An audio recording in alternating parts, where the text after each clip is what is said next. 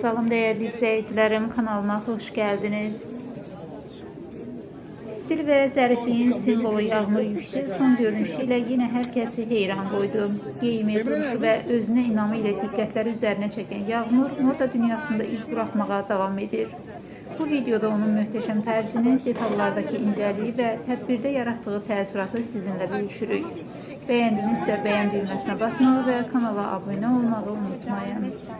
Selam İtalya, seni çok seviyorum. İtalya mı? Evet. İtalya, teşekkür ederim destekleriniz için. Ben de sizi çok seviyorum. Già che foto şimdi. Tamam. Dove sei? Mi fai la foto?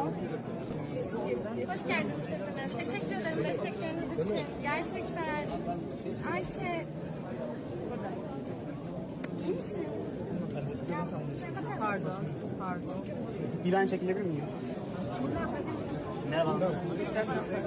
Ama durun ya. Uğur abi neredesin?